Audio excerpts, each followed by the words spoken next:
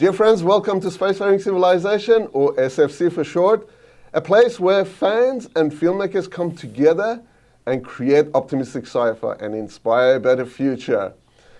Today we're going to be continuing the video on directing. So this is with creators of Cosmos, Elliot Weaver and Zander Weaver. Welcome again. Thank you guys. Thank you for having us. Thank you. So we're going to be talking about directing. So let's get into it.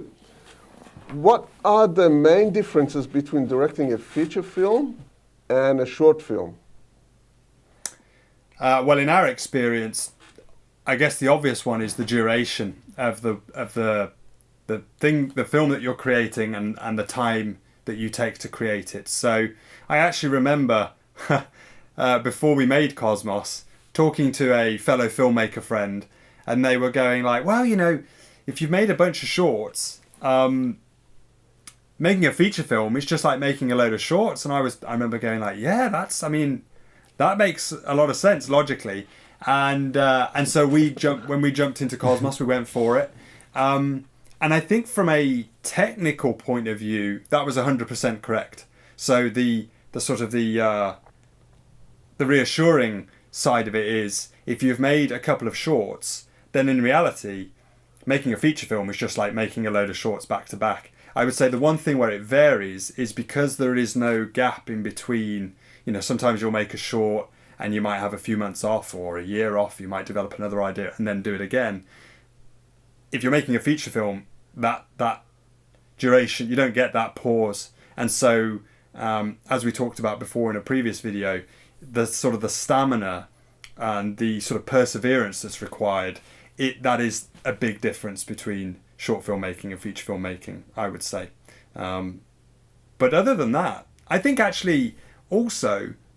short film stories are actually really hard to create and have like an arc in them, because you're dealing with such a short period of time, relatively, that it's actually tricky to, you know, if you've got a feature film, if you've got 90 minutes or 2 hours, you've got time to arc the characters, you've got time to weave in subplots and themes, and you've got a lot of room to tell a story that can engage an audience. But actually with a short, I think it's deceptively tricky, and I think it's a real challenge to come up with a good short. So I think short filmmakers should sort of be proud of the work they do, because I actually remember seeing an interview with Christopher Nolan about it, and he said shorts are deceptively hard. When you've worked on feature films, it's a lot easier. You've got a lot more real estate to play with. So actually, I think if you're short filmmaking, it can be harder in some respects. So you are both directors and producers of Cosmos. Just take your producer's hat off and put your director's hat on. Because I know producers are always there, hey, you only got this much to work with, you know, you only got this much money to do that. Yeah. So how did you find the balance between what you wanted to get, you know, the shots that you wanted to get from the creativity perspective, versus the constraints that you have? I mean, on Cosmos, in terms of the shoot, we did almost everything. So we did the lighting and the sound and the camera work, and I was on camera and Elliot was holding the boom and all that kind of thing. So it was very much a matter of like spinning plates, you know, felt like your hair was always on fire running around set. But I think we mentioned in the previous video, in one of the previous videos, that the value of the storyboard for keeping us on track was so clear, that it meant that we would go in to the shoot and we would know exactly what we needed to achieve, and we had our schedule and what we hoped to get done each day. And having that meant that even though everything was going on and we were running backwards and forwards trying to do all this ourselves, that we always had the confidence and the certainty that we were getting what we needed, and that if we just kept going and have on that schedule, on that plan, the movie would get made eventually. So I would strongly recommend that. And I think sometimes people aren't that passionate or excited by storyboards because they feel that they can lock your ideas in and you're not open to new opportunities when you're there on set. But actually we found that because we knew that once we'd got those shots we were covered, that we knew that it was going to all cut together, that it meant we were even more open to new opportunities, because once you've ticked those things off, suddenly you go, oh, hang on, this is a great shot, let's grab that, rather than being in the moment, not really being 100% certain and going, do we have time to grab that? Well, I don't really know, we should focus on these safer shots or whatever.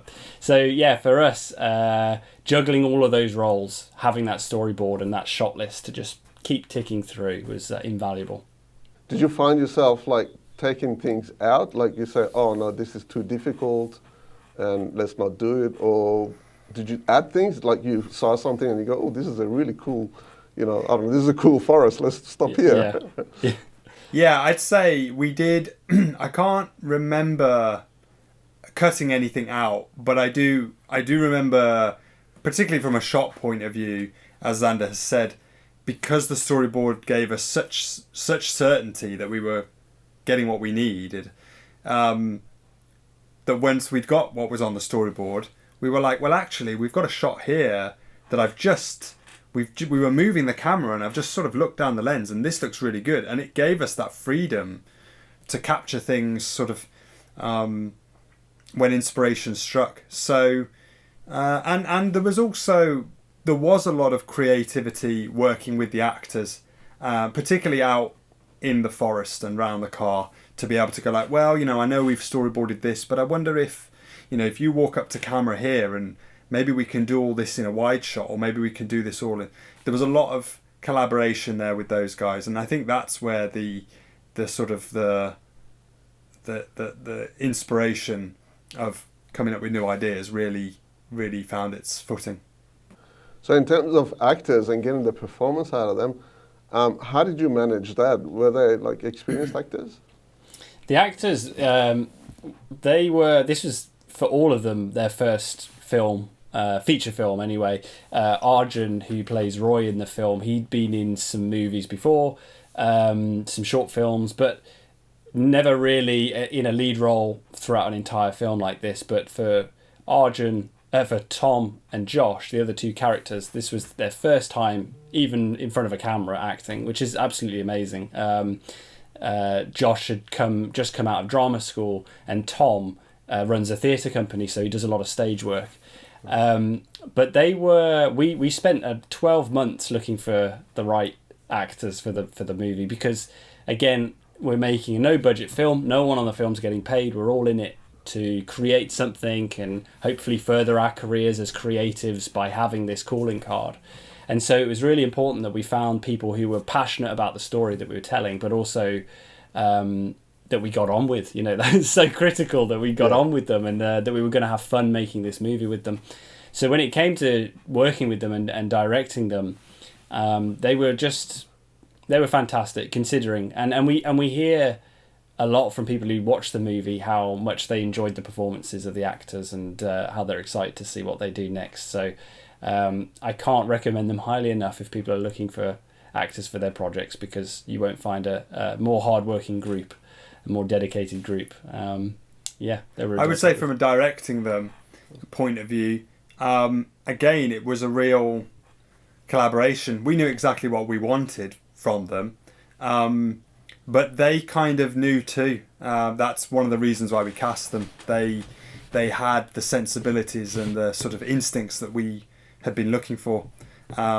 So when we were rehearsing a scene, we would kind of give them an idea of what we were thinking, and they would sort of go, well, what do you think of this? And we'd be like, 9 times out of 10, we'd be like, exactly like that. They're great. Let's build upon that. So a lot of what you see in the film is their sort of instinctive interpretation of the story. And we would obviously direct them. We go, we want a bit more intensity here, throw your line this way, and shoot your gaze this way, and deliver it like that, particularly with a lot of the sort of more technical dialogue that perhaps isn't so easily readable as, say, just normal conversation is. But we were heavily involved in the directing, but to the guys' credit, they also were reading the script well and understood what was being asked for. So let's get technical a little bit.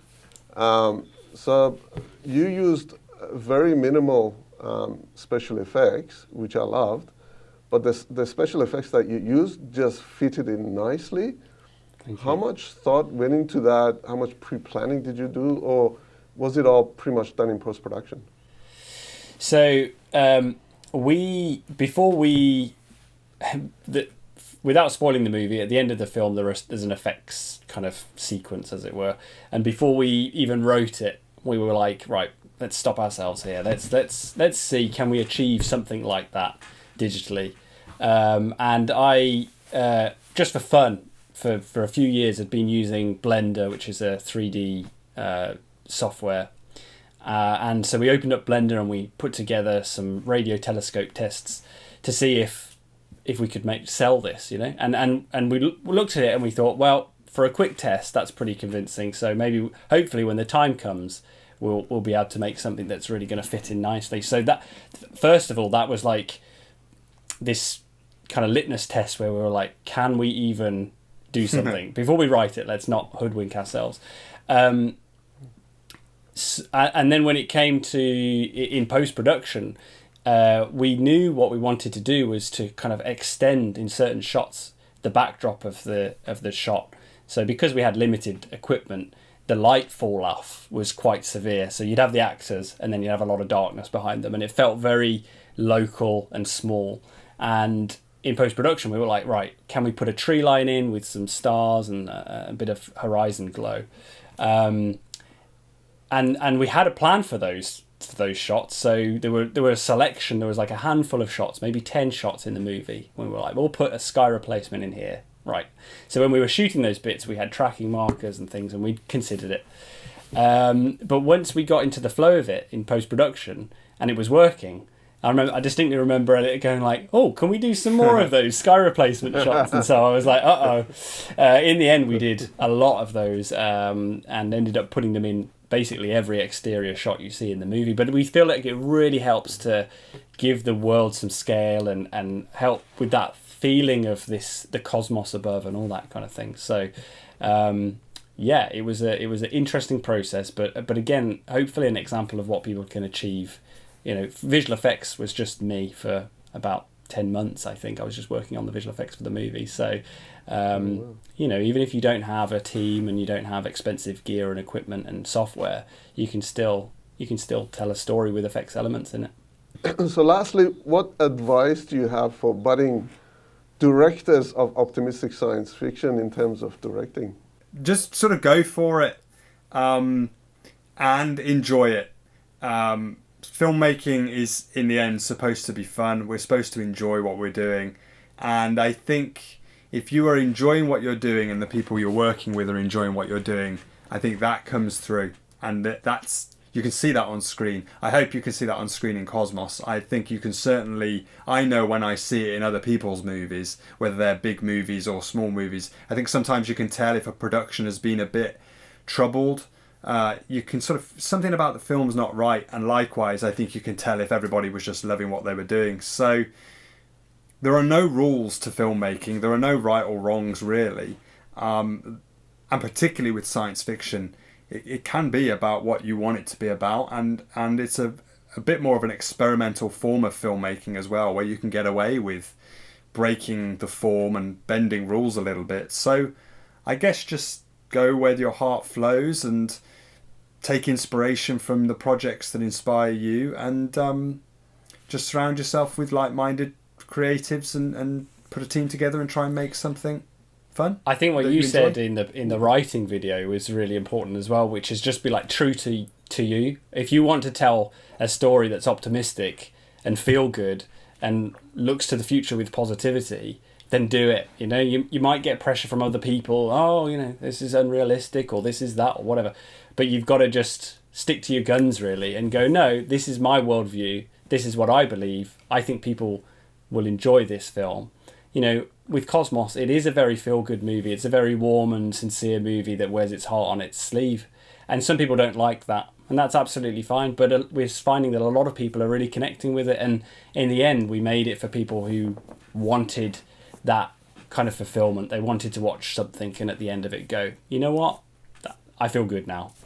So don't be afraid to be one of those filmmakers, you know. It can be cool and trendy to be edgy and cynical, but if in your heart you're an optimist, then make optimistic sci-fi. Also, I would say, I remember talking to the guys, the actors, about, because we've talked to other filmmakers and we've been with them when other filmmakers have asked why they decided to get involved in Cosmos, knowing there was no money involved, knowing they would just be in it for the love of it.